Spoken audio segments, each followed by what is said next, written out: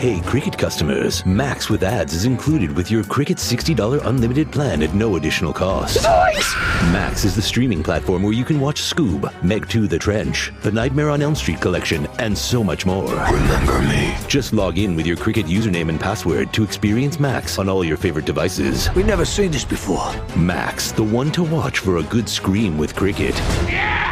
Phone plan streams in standard definition. Programming subject to change. Fees, terms, and restrictions apply. See cricketwireless.com for details. Hey, it's Storyworthy. Today on the show, actress and producer Ashley Blaine Featherson-Jenkins talks about how her mother gave her dog to the pizza guy. My mother had been growing increasingly tired of Pepper and his antics. So my sister had made this beautiful decorative pillow as like an art project in school, and Pepper chewed it up.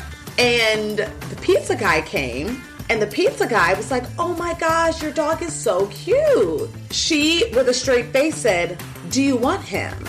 He was like, sure. Today on the show, actress and producer Ashley Blaine Featherson-Jenkins talks about how her mother gave her dog to the pizza guy. Stay close. Hey, it's Ashley Blaine Featherson-Jenkins, and you're listening to Storyworthy.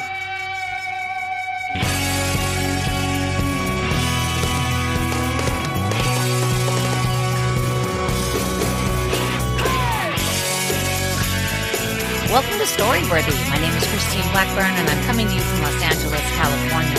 Whether you're a longtime fan of the show or a new listener, welcome to Storyworthy. By the way, if you are a new listener, you only have 756 episodes to catch up on. So, you're right here with us. So just, you could start here and then go back and then come to the new ones and then go back. It's up to you. Anyway, thanks so much for listening to the show and tuning in today. I sure hope you guys got to listen to my guest last week, who was comedian Rachel Lovey. Rachel Lovey has been in the comedy game for many, many, many years, and she was also one of the original organizers of Woodstock. Okay, I'm not talking about the train wreck in 99. I'm talking about the real Woodstock, the original Woodstock back in 69. Rachel Lovey talks all about it. So don't forget to go back. Listen to Rachel Lovey last week talking all about Woodstock, but not today. Stay with me now, because today I'm here with an actress and a singer, a producer, a girl who really does everything. Her name is Ashley Blaine Featherson-Jenkins. And I know you're thinking there's 4 people coming in. But there's not. There's just the one person, and she has 4 names. Ashley Blaine Featherson-Jenkins, ABFJ. Hi, Ashley.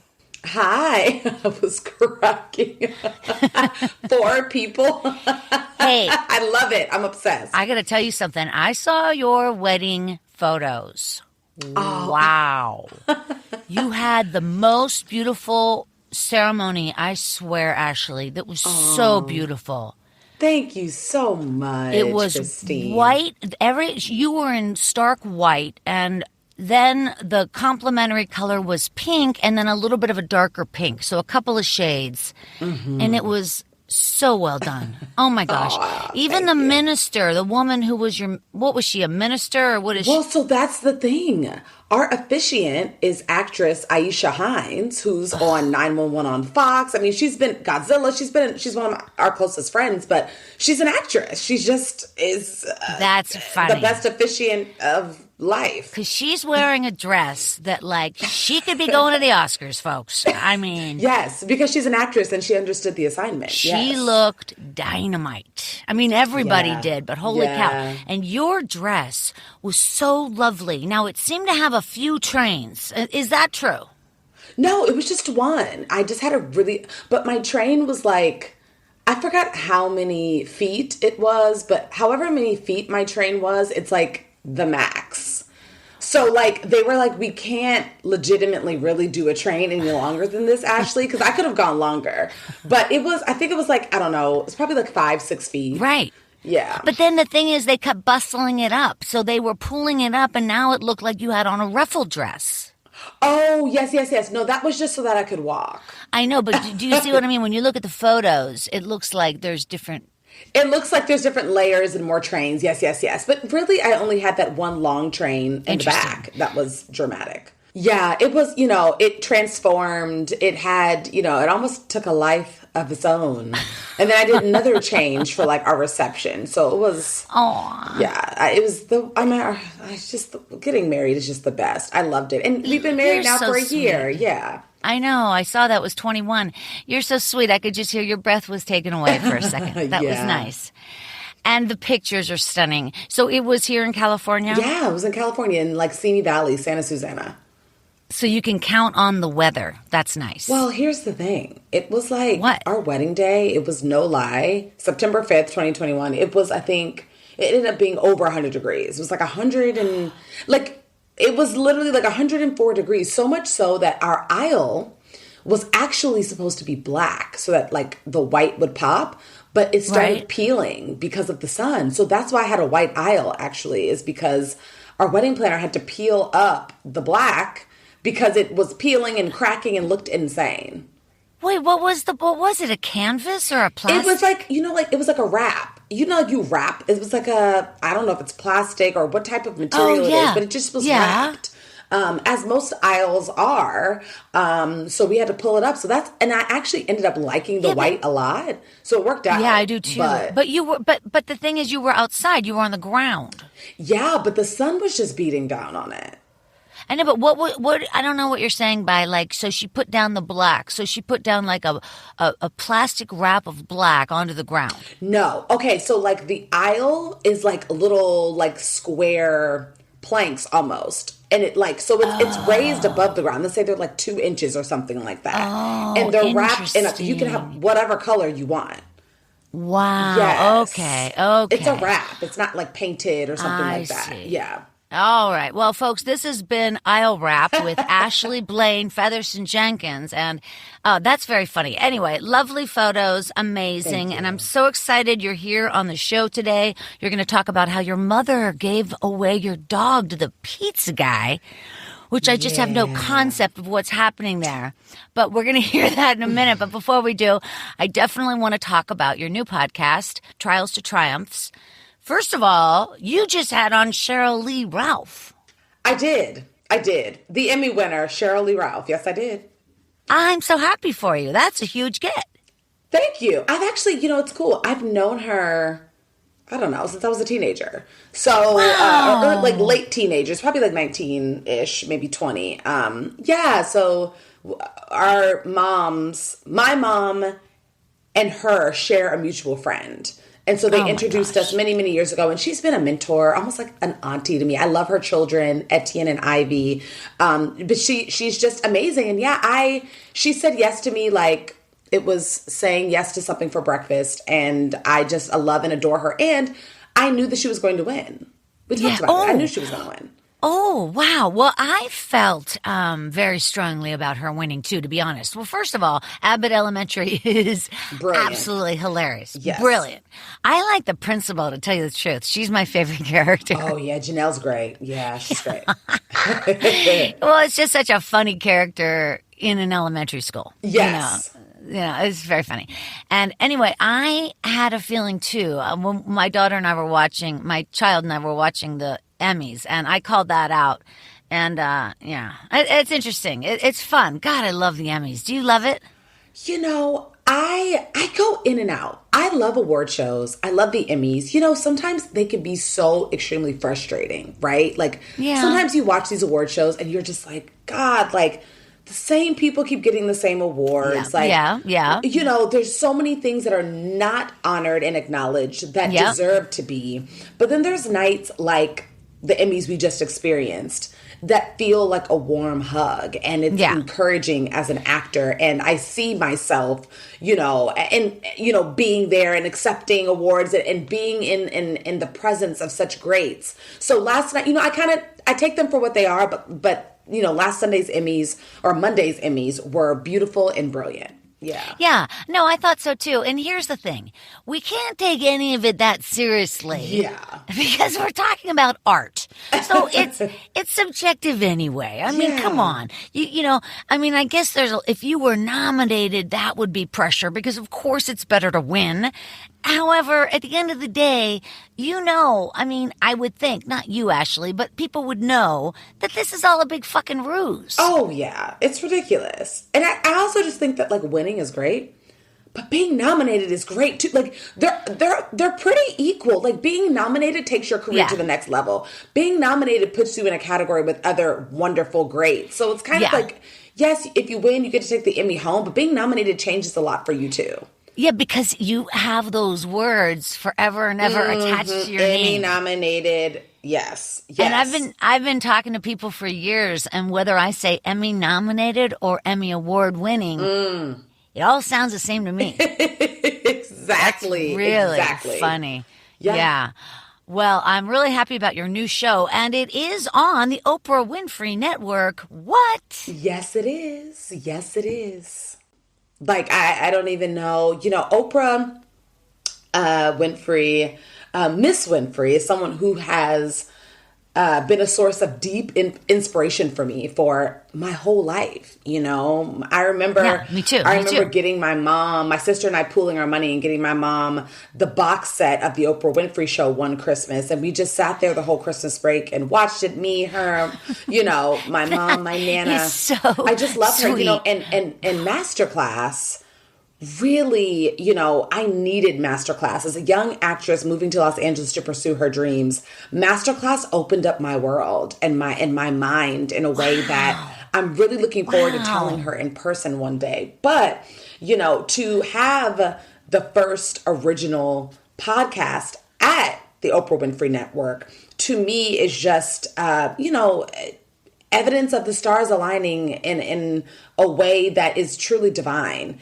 And I just feel really proud, and I feel deeply honored to be a part of her legacy and on a network that has inspired me so much. And now I get to provide inspiration to others. Oh, man, I'm telling you, Oprah was flipping everything, man. Growing up, her show, or not growing up, but it was for me, it was in the late 80s and the 90s. Her show came on at 3 p.m., right? And I would run out of my class in college. I would just go back to the dorm room, you know, like I'd cut class, whatever it took. I absolutely, of course, we all loved Oprah because she really was a catalyst of like the whole woke society, it seems like. She just was. She was, and she still, somehow she keeps giving us greater. Yeah, she keeps being great. She keeps leveling up. She keeps, you know, she's just wonderful. She's such an inspiration. I could see her being very interested in you, Ashley, because you not only have a good voice, you're a good person, all that stuff, but you're also an actress. And, you know, Oprah at heart, you know, think about her in The Color Purple. I mean, forget about it, you know? Yeah. I mean, Women of Brewster's Place. Have you seen that? Yes. Long time ago. Gosh. Woo! I love Oprah so much. But yes, it's crazy. I now, having the platform that I have, it's allowed me to open my eyes and really see the through line between she and I. And it's really exciting. It's really, really exciting. It's just, I mean, just my proximity to her at this point in my life and my career is mind-blowing. So for your podcast, do you get access then to her circle of people, or do the people just want to be on your show because you're associated with her? Well, I will be completely honest. I'm going to say 90%, 95%, even maybe percent of my guests this season. And we're doing a 48 episode run this season. They're just my contacts. They're people that I had, you know, our producing team reach out to, or, you know, there were a few people that were pitched that I loved, and most of those are for themed episodes, but I can honestly say most of these are people that I had connections with and really wanted to have as guests. But to answer, I do have access to her network as well. Yes. When they help me, but this season were really people that were in my orbit in some way. I think that makes all the difference because you're invested. Like as soon as you talk to that person, you already have like a background with them. And so you're able to kind of pick up and move on. So people are like, wow, Ashley, man, she talks with them like it's flawless. And it's like, well, they didn't know. Yeah. You've known them but it's perfect. No, it's exactly the way. That's the power of podcasting. We podcast who we feel inside, will inspire other people. All right. I got to ask you one more question about the new show, Trials to Triumphs, and then we're going to get over to your story about your mom giving your dog away to the pizza guy. Here's the question, and it's not a criticism, I swear. Yeah. My audience knows that I'm very cynical. Story where the audience knows. Here's the question. Does it get a little tiring talking about kind of the same thing, and that thing being like your power, your wisdom, your spiritual, there's all these different words. Does it seem repetitive to keep talking about women's empowerment and being woke or something like that? Yeah, each guest has a different journey, has a different story. So although I still want to know about integral parts that may be the same in each person's story, it's going to sound different. And I can honestly say that each guest I've talked to, I've had a different aha moment with everybody. Not one person have I felt like, that sounded just like the other person. Not one single person. And this is why I think my podcast is important. If I have an aha moment, a different aha moment with each of my guests, then that means the world will too. That means that one episode might speak to somebody, might not speak to the next person, but everybody has an episode or episodes that will speak to them. And that's the goal. Yeah, there you go. I think wouldn't it be funny if somebody tells you something, it's like really important to them. It's an epiphany they've had or something. And you're like, meh. I don't know. It's all right. Yeah, I've heard better, but it was nice. If that's what happened to you, all right, next. Did you hear my last episode? Because that one was a little bit better. No, I'm just kidding. I'm sure. It's like if you're a comedian and they call you up and they go, this next guy, he's been working really hard and he's getting a lot better. Okay, let's bring on. Now, you're a singer, and you are a proud graduate of Harvard? Wait. That is the funniest thing. No, Howard University. Howard. I was going to say, wait a minute. Howard and Harvard, similar letters. Wait, Howard is in New York, right? No. Where's Howard?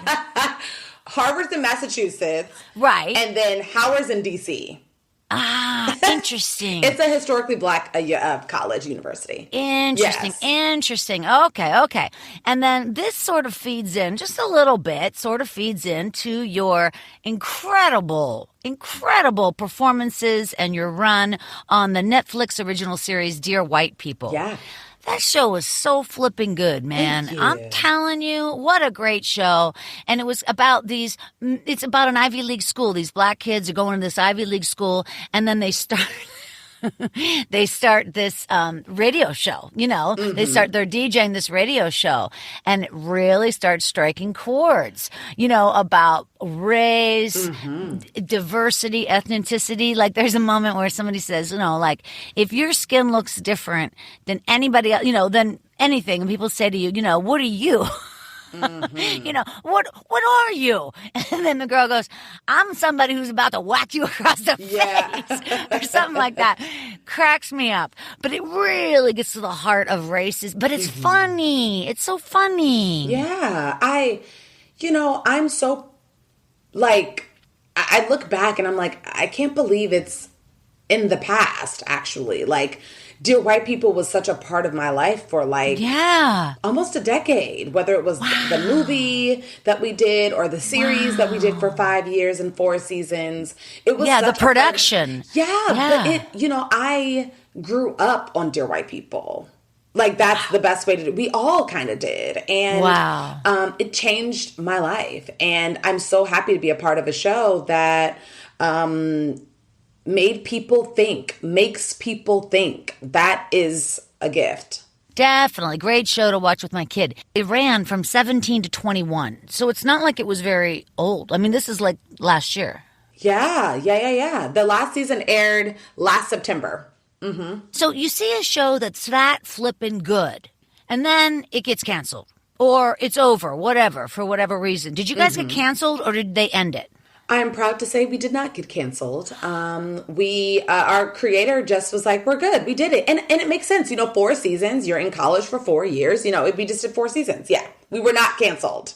Oh, yes. Wow. Okay. That's a good way to look at it. That's so interesting. We left on our own accord. Yes. Because I was going to say, when you look at such a great show, whether it's Seinfeld, whatever it is, every show ends no matter what. Yeah. It's going to end. So, when you talk about an award show, it's it's important, but it's also the time of it. Timely. What year is it? It's not like who's better than somebody else. It's just that everything has this cycle, Yes. So it's never personal. I think that's what I'm trying to say.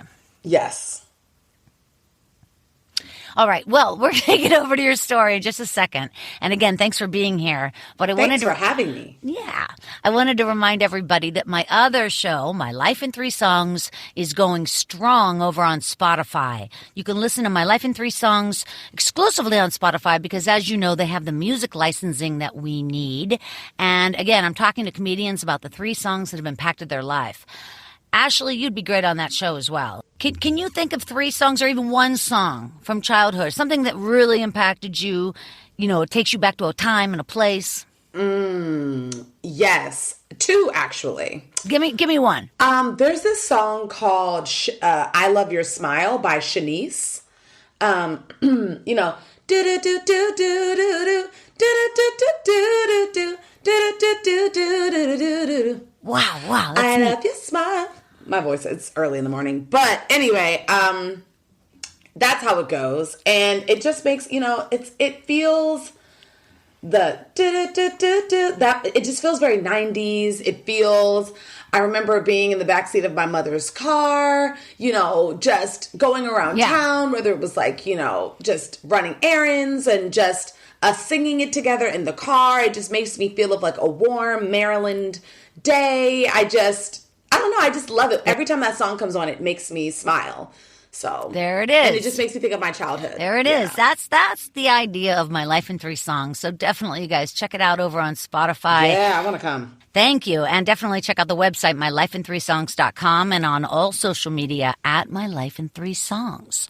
All right, you guys, let's get ready for this story. You've heard her talking, Ashley Blaine Featherson-Jenkins. She is an actress and a singer and a producer and a Howard University grad. And like we talked about, you starred in the critically acclaimed Netflix original series Dear White People for all 4 seasons, and your brand new podcast, Trials to Triumphs. It's an interview-style show. You're talking with really great people, and it's on the Oprah Winfrey Network. You guys can find Ashley over on Twitter and Instagram at Ashley Blaine. All right, you guys, whoever you are, put your hands together for the very talented Ashley Blaine Featherson-Jenkins. Hi, everybody. All right, everybody. So here's the story of how my mother gave our beloved dog away to the pizza guy. So Pepper was my first dog. I love dogs. Anyone that knows me knows I'm a dog lover. And when I look back, I would probably say that Pepper is who was the dog I first fell in love with. He was my first real playmate. And I think we got Pepper, my sister Nakina and I, we're 9 years apart. So I believe that when we got Pepper, let's just say, I was probably 3 maybe, and she was 12. And so Pepper, looking back, I can't lie, he probably wasn't the best dog. He was a little rambunctious, getting into things he wasn't supposed to be getting into. Didn't train as well as I think we imagined. He was really cute. I believe he was like a poodle. He was black and had white hairs. He just was so sweet. There's pictures of us laying. Dogs lay on their bellies and flip their feet out. So there's pictures of me always laying next to him on the floor in the same way, trying to lay like him as a dog. So we were just the very best of friends. But this is when it all went downhill. So my mother had been growing increasingly tired of Pepper and his antics. So on this particular day, Pepper, I guess, got into my sister's room, I believe, or maybe, I don't know where this pillow was, but my sister made a pillow in school. It was a beautiful decorative pillow. I guess it was a class project. And, you know what? The pillow was in the living room. So my sister had made this beautiful decorative pillow. It's like an art project in school. And Pepper chewed it up. Now, this was not the first thing that Pepper chewed up, okay? He had chewed up a lot of things. But I guess a bomb went off in my mom's head when she saw that Pepper destroyed her daughter's art project. So, obviously, we didn't think much of it. My sister and I didn't think much of it. We were like, oh, Pepper, no. And we just went on with our lives. My mom was plotting, though. So, we had ordered a pizza. I guess it was like, we normally got pizzas on like Friday or Saturday nights. So, I'm assuming it's probably Friday night. And the pizza guy came. And I didn't hear this conversation. My sister didn't hear this conversation. But I guess Pepper was barking, and the pizza guy was like, oh my gosh, your dog is so cute. And my mom, with a straight face, and this is just FYI, everybody, I cross-checked all this information with her, so this is verbatim, okay? She, with a straight face, said, do you want him? And the pizza guy was like, wait, you mean take your dog? And she was like, yeah. Do you want him? He was like, sure. She was like, great. So when you're done delivering pizzas on your shift tonight, come back and get them. She didn't tell us this. So we're all living our lives. I'm thinking I have years ahead to grow up with Pepper. And he comes back, I guess maybe in an hour or two. And we see my mom, gathering all of Pepper's things, picking him up. And I just started screaming. But this is the crazy part of the story. She had no remorse. She was like, this is the solution. I can't keep having this dog in here to ruin more art projects and beautiful things that my children create. So the dog's got to go. This guy seems like a nice... also, what if the guy was like a secret dog breeder? What if this guy was like a lunatic? What if he was like breeding dogs and selling them for $20 on the side of the highway? What if he just lived in a home that just wasn't conducive to dogs? We have no idea. He was not vetted at all. But as my mother would say, she said, I had to choose my children over the dog. And to us, we're like, yeah, Mom, but a part of me died that day when Pepper left. So how are you reconciling that? But yeah, I wish the story were more in depth, but I think that the freaky and funny part of it is that she did this with a straight face. She had no remorse, went back and was playing a crossword puzzle after as if nothing ever happened. And we never saw our dog again. So when he came back, he knocks on the door or doorbell or whatever, and your mom goes to the door. Does he come in the house? I don't think he stepped over the threshold. So it was still like an exchange, like a pizza exchange, basically. So she just walked the dog over with a leash or handed it over? I think she handed him over. Did she give him the bag of food or something? Yeah, I think that's what I'm saying. I think she gathered Pepper's materials. Yeah. And just was like, take it all, sir. Just take it all. So like a blanket, a brush, the food, the bowls. Yeah, his leash, his collar. Yeah, literally just as if nothing ever happened. I was devastated. This is actually giving me flashbacks. How old was that dog? Pepper and I were probably around the same age. So I think he was 2, 3. Wow, that dog could have obviously lived another, like you said, 10, 15 years, grow up with you. Yeah. So, yeah. Did you ever get another pet? Yeah, so I was going to say, they kind of made it up to me when I was in 5th grade, as a 5th grade graduation gift. I got my dog, Roscoe, who was a Scottish Terrier, and we ended up having Roscoe for, I believe, 12 years. So Roscoe was the dog I grew up with. Well, not really, because it was 5th grade. So that's eight years later. Yeah, but Roscoe was I don't know, when I look back, Roscoe and I grew up in the most important years. Roscoe was with me, the end of elementary school, all throughout middle school, all throughout high school, even till I went to college. So is this story like a family funny gag, or not gag, but something you talk about on holidays and stuff? You know what? This is the thing. I think the only people who really cared about Pepper being gone was me and my sister. My parents could have cared less, apparently. We talk more about, which is kind of like a segue, I guess we have stuff with dogs in our family. My grandmother was deathly afraid of dogs. Like, she just was afraid of dogs, even though Roscoe literally, he was the sweetest, kindest, non-aggressive dog on the face of the planet, but Nana still was just afraid of him. And they would just keep their sides of the house at all times. Literally, for like 12 years, they never interacted. Aww. It wasn't beef, but it was just like, when Nana's downstairs, you're on the other side of the room, I'm over here, whatever. But anyway, one day, this was when Roscoe was like, he was going to be put down maybe a month after, because he was really, really sick. And so at this point, he couldn't really walk that well. You know, it was like nearing the end of his life.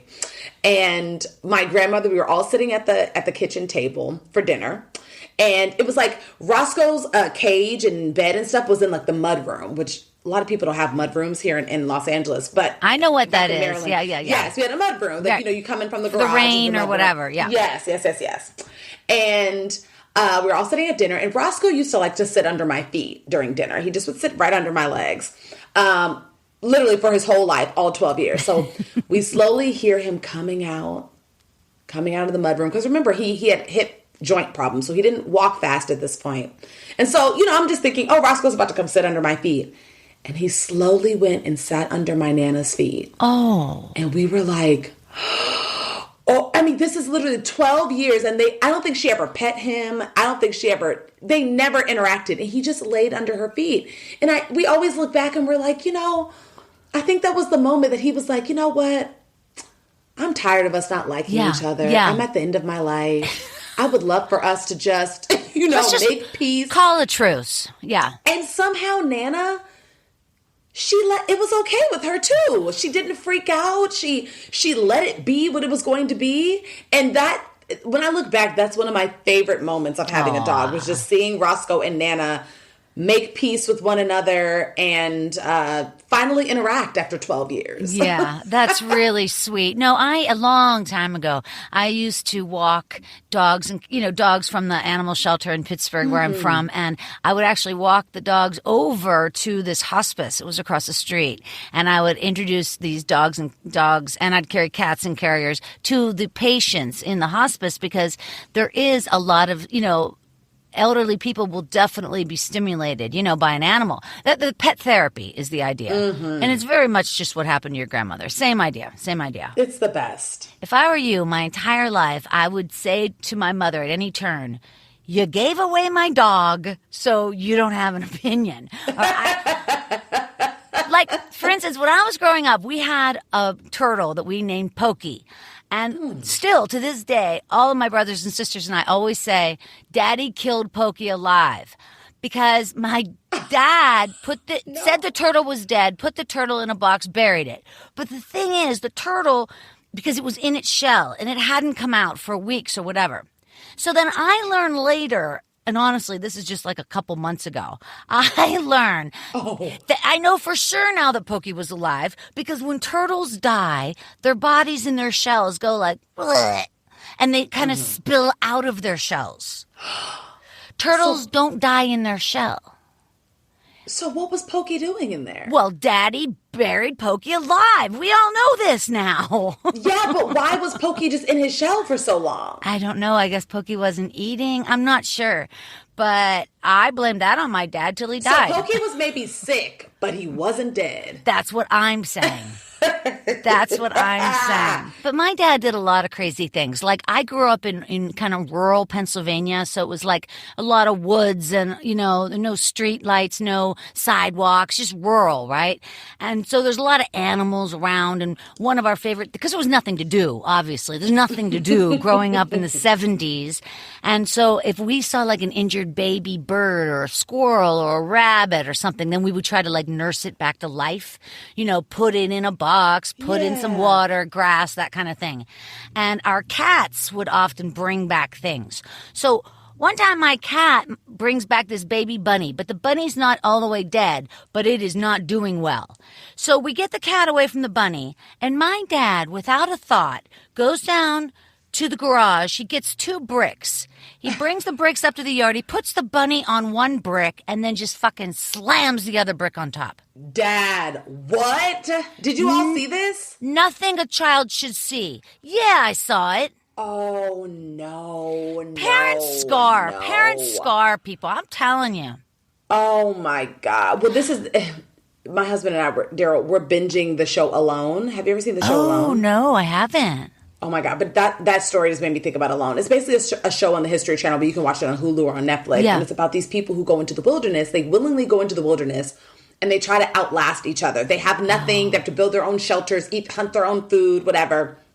So they're in the wilderness for like 75 days by themselves in like the Arctic. But anyway, it is giving me flashbacks of like people having to like hunt their rabbits and kill and skin their rabbits to eat. And I'm just like, oh my gosh. They're like setting up traps for squirrels and oh, it's so stressful. Oh yeah, that's gross. Hey, do you guys have kids yet? Do you have any kids? We don't. We do. I have a 4-year-old pit bull named Diva. Hee. Oh, that's a cute name, Diva. That's a cute name. Thanks. Well, I often say to my 15-year-old child, I say, honey, how's your childhood going? You know, how bad am I fucking you up? Like right now, what's the problem? What does she say? Well, by the way, they don't smoke marijuana, so I don't know what I did wrong, but they're not interested. Oh, they don't smoke marijuana. Amen. That's good. That's good, right? My kids' crack is Disney. And I'm telling you. What? That's amazing. No, not. Hey, man, you're not taking your kid to Disney World.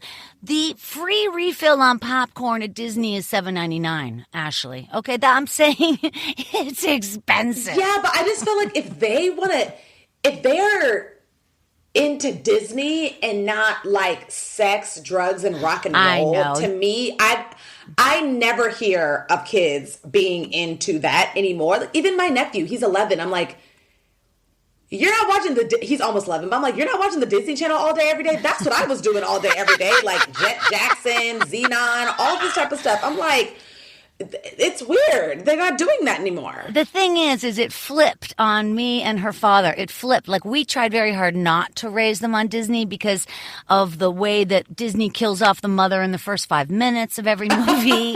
You know, just and the princesses and the royalty. Like, we tried very hard to not do that. So it totally backfired. Now our kid is totally into Disney. And the other day they said to me, "Hey, Mom, guess what? I know what I want to be when I grow up." And I go, "Oh, what?" And they go, "A Disney Jungle Cruise director." I said, "Get out of my house." Oh, my. Anyway, wow. Life is a journey, like you said, for sure. Yes, it is. Yes, it is. And you are just a hoot, Christine. Thank you. You are, too. And I'm so happy for you, man. Thank you. Really thrilled. I know you've got a lot coming. I'm proud of you. You're raising some good kids. Oh, I'm trying. I know you are. I'm trying. Yeah, just the one. And, you know, it's just one. Yeah, I had them. Oh, okay. And I knew I was only going to have one. And I knew just take advantage of every one of these grades and every minute because I'm doing the one and done. You know, just like knock it off the list and then we move on. Yeah, the older I get, I'm like, the multiple kid option seems bleak. Kids are expensive, and it's just, well, whatever. It's, you know, everybody has a different path. It's all good. It's all exactly. Good. Anyway, I am thrilled to talk with you, Ashley Blaine Featherson-Jenkins. Thank you so much for coming on the show today. Thanks for having me, Christine. And you guys, don't forget to follow Ashley over there on Twitter at Ashley Blaine. And you can follow me there as well at Storyworthy and at My Life in 3 Songs. And don't forget to give her new podcast a listen, Trials to Triumphs. It's on the Oprah Winfrey Network. Very exciting. All right, you guys, one more time on behalf of the very talented Ashley Blaine. Thank you so much. Thank you, Christine. See you next time. My name is Christine Blackburn, saying make it a story-worthy week. This was awesome. I appreciate you so much.